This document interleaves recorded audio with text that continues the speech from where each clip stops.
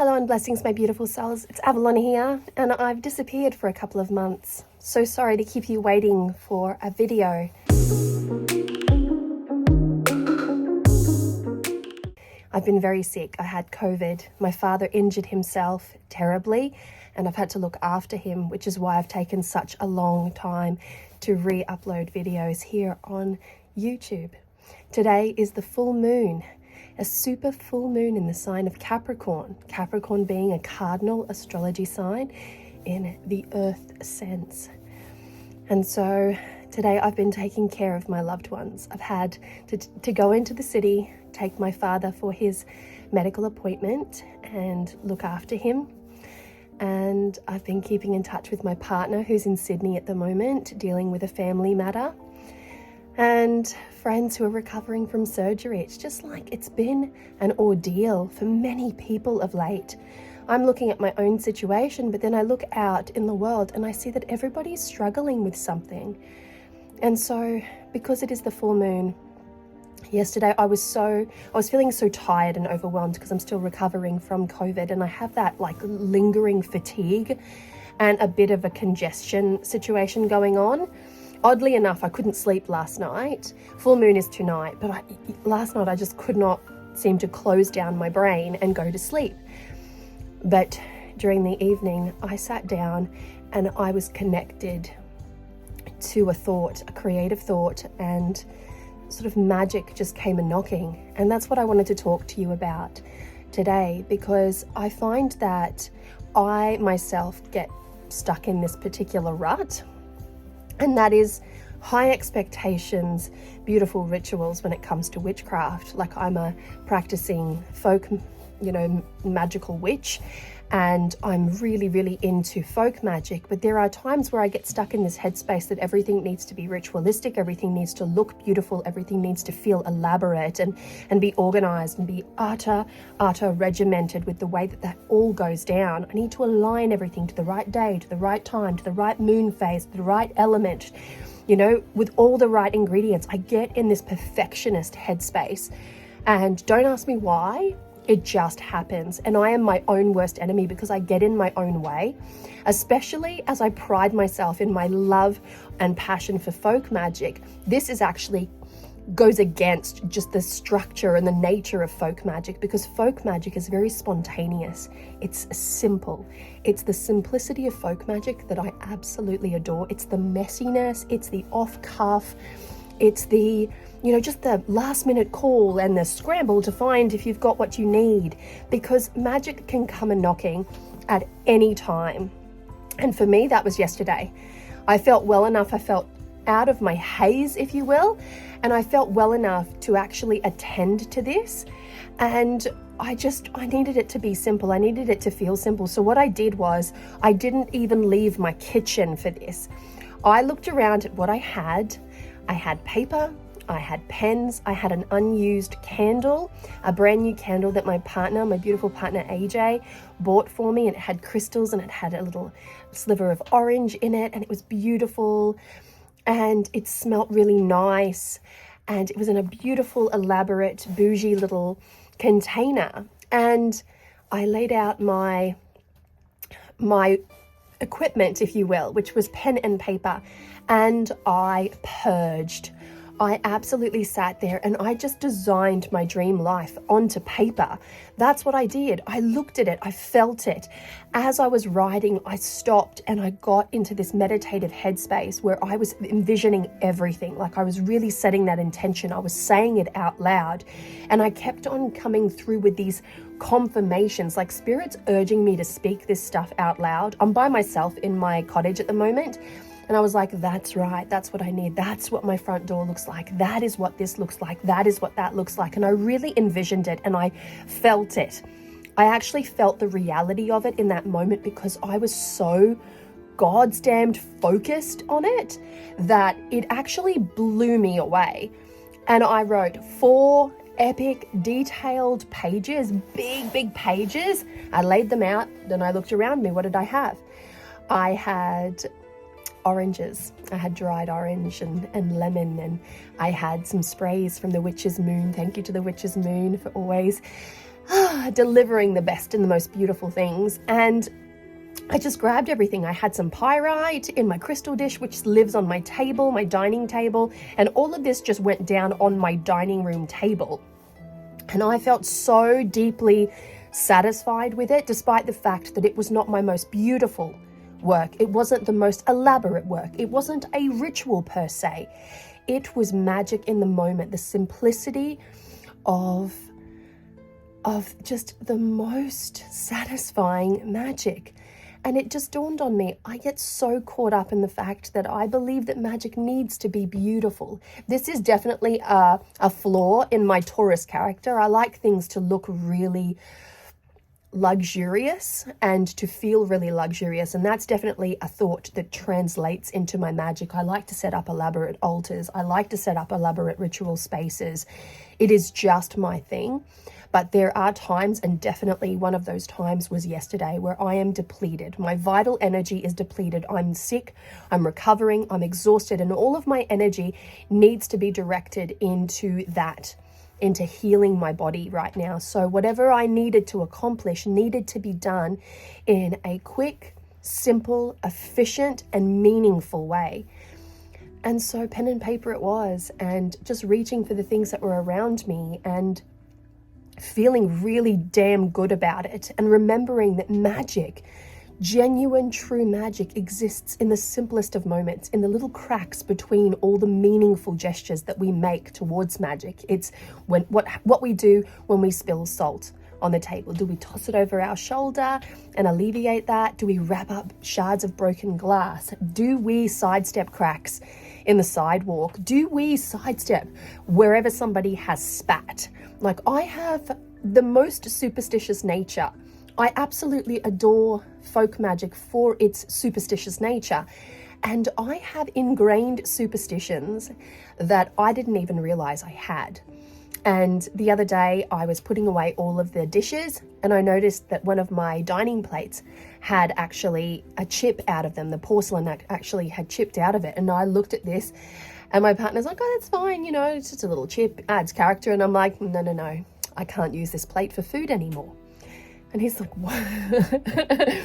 And I had to go through the trouble of explaining to him the reasons why. I won't waste that plate. That will now become a magical accoutrement kind of vibe, and I will be putting candles on it and other bits and pieces. I don't forsake things like that, but they need to be treated very, very, very uniquely. And I realized that magic exists in the simplest of ways, in the nooks and crannies of witches' lives, in the way that we choose to approach life, not just when we are planning a spell or planning a ritual or when there is an appropriate moon phase. It's in the everyday approach to living. And this is just something that I had personally forgotten, and something that every witch can do. And if you've forgotten it, then let this be a reminder to you, my beautiful soul, because life has been very difficult for so many people, that the simplicity and how we choose to approach the everyday is our new space for magic. It is the altar, the mental altar, the mental landscape through which we have to anchor down our magic, our intentions. And it doesn't have to be big, and it doesn't have to be elaborate, and it doesn't have to be bougie, and it doesn't have to have all the bells and whistles. Sometimes it's the intention and how we drive that intention home. It's the way that we step into that power and step into that intention and own the energetic space that that intention holds. And stepping into a vision, stepping into an intention is the most beautiful thing. And when that's all you've got, that is all you've got. I have worked some incredible, big magic in the mental scape alone. During the fires a couple of years back, while people were trying to cross a perilous bridge and come into the danger zone. And I remember working some of the most intense mental magic of my life. And I had nothing. I was sitting in a food court at the time, panicked, at the implications of this situation, and I closed everything down. I couldn't hear, see, or feel anything around me. I went deep into the moment and I harnessed every ounce of magic that I possibly could to achieve a very specific result. And an hour later, that result came down hard, and the bridge was closed and traffic was redirected, and I felt like it was big magic. It was big magic in the simplest of ways. And so I wanted to talk to you about this because I think we've lost sight of it. I think there is far too much focus on tools. There's far too much focus on the accoutrement of magic. And don't get me wrong, I love the beauty of tools. I love crystals. I love the papers. I love the oils. I love the sprays. I love the incense. I love it. I love it. I love it. I literally adore it. I adore it. I'm a Taurus. I'm a materialistic creature. I adore it. So take it from me when I say this. As materialistic as I can be in my practice, I also need to be reminded to take that step back and to look at things in a much more meaningful way, in a simple way, in a way that actually connects with the intention and feeds the spirit and nurtures the soul and creates that beautiful metaphysical environment where the universe just answers your call. It's something that I have forgotten. I forgot it. I just forgot it. As practical as I like to be with my magic, I forgot it. And I have a lot of blockages. I don't know if you're this way inclined, but I myself have a lot of blockages as a practitioner. I do this professionally and I do this in my own personal practice. I will not read for a client if I am sick. And I could almost read for a client, and I have read for a client with a sniffle and a cough, as long as I'm not medicated. I don't walk into my space, my professional reading space, under any influence other than that of my own spirits. And when I'm feeling sick, I tend not to practice magic because my vital energy is depleted. And that can sometimes be such a strict rule in my life that it gets in my way. Magic is not about the hard and fast rules. There are times where I can't do magic because I'm bleeding. I'm on my monthly cycle, but there have been times where I have had to. And there's always a moment where it's okay to break the rules when it comes to magic, because the need supersedes the rule. The intention, the need, the drive, the focus, and the way the universe just pulls it all together, it creates a little shortcut for you, a little pirate mischief, if you will. Witchy pirate mischief, call it what you will. It's a beautiful, beautiful thing, and there has to be room for it. There just has to be room for that spontaneous burst of magic, when magic comes a calling, when the spirits tap you on the shoulder, when the intention is so heightened. Yesterday, when I sat down to do this very simple act of magic, I had no idea what time of the day it was. I was so deep in the moment that when I had finished and when I had laid everything down and I'd put all my pyrite on corners and crystals were out there, candles were lit, incense was lit, I broke all my rules because I seldom, if ever, use stick incense, but I used 2 different kinds of stick incense. One was unblock from the Witch's Moon, and the other one was one that my sister just brought back from Brazil, which is a clove and cinnamon incense stick. And I burnt both of them together, and I apologize for the simplicity of these incense sticks, but it created such a beautiful ambiance. And I had the sprays going, I had some sacred sound happening, I had everything laid out so beautifully.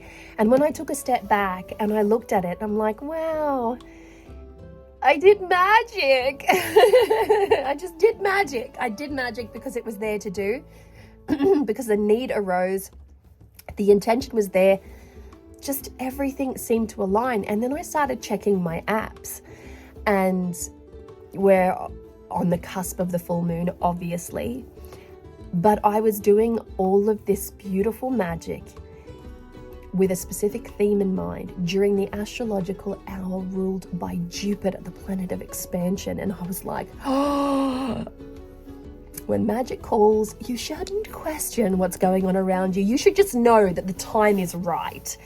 And again, a much needed reminder that I go through my life planning out rituals and making sure that they astrologically align, only to then be called to magic spontaneously and realize that everything that I needed, the exact alignment, the time, the place, the lunar cycle, the season, the time of day, everything, absolutely everything aligned with my need. I just needed that as a reminder. I am so grateful to my gods, guides, guardians, and ancestors for the reminder. I am so grateful to have been tapped on the shoulder. I am so grateful to have felt well enough to actually anchor down everything that I needed to and really create space for my intention and really step into that intention and just be bathed in its beauty and just letting it like caress me as I'm envisioning it. I could just feel it all around me. And it was a really simple yet deeply meaningful and very beautiful experience that was done so off cuff, so simply. And I just needed to share this with you because I do think that there are others out there like me who like to get in our own way and who like to, make everything look so perfect and so beautiful. And that, while functional in some instances, can really hold you back. Sometimes it's necessary to just drop everything, take a step back, remove the makeup, let the hair get messy, step in your pajamas and just accept the tap, that little nudge, that little poke from spirit. And just follow that and see where it takes you. It might take you into the kitchen. You might find yourself making salt dough, or you might find yourself on the floor listening to some music and practicing a little knot magic, or you might find yourself like me writing out, purging out onto paper the most beautiful life. Or you might find yourself outside drumming and dancing. You might find yourself in such beautiful and unusual and not so typical ways. And you might love it. You might absolutely love it. So my beautiful souls, I hope you've enjoyed this little ramble because it felt good to get back in front of the camera and talk to you guys. I still have been uploading quite regularly and a little bit more candidly over on Patreon. And I was talking about this very thing yesterday when I was crafting together my spell. At the very end of it, after I was elated and I'd stepped out of that space, out of that sacred spirit space, I decided to speak to my coven about it. And so that happened yesterday, and I'm still really kind of electric about it. And because of my full moon tarot reading and seeing the Knight of Wands there, I was like, I just got to get out there. I just got to get out there. The World card appeared. Hello, world. Hello, everyone. And I got really, really beautiful wisdom from today's reading, which I also shared on Patreon for all my patrons. But it's been a beautiful time. I've just been laying low because I needed the time to recoup my energy and to heal a little bit. I hope you are all doing well. And I'd love to hear what you've been up to, and I would love to hear all about it. What have I missed? What have I missed? And more than that, what would you like to see here on my channel? Because I'm starting to come back to life now after a long time being out of whack. I'm starting to feel more like myself. And it's been a really, really hard time of late. And not just for me, but for many others out there. And I just would love to hear from you and hear what it is that you would like to see me create here. I am really interested in adjusting the way that I film This was just done in my kitchen, obviously, but I'm really interested in putting a little bit more effort, a little bit higher production value, if you will, into my videos here for YouTube. And I'd like to know how that will be received. So I'll be playing around with some different styles of content, and I would love your feedback. And yes, that's about all I've got to say. So with all of that said and done, my beautiful souls, I'm wishing you so much love, luck, peace, and joy. I hope the world has been kind to you. And if it hasn't, I'm sending you so much love. Take care. Mwah. Bye. And happy full moon.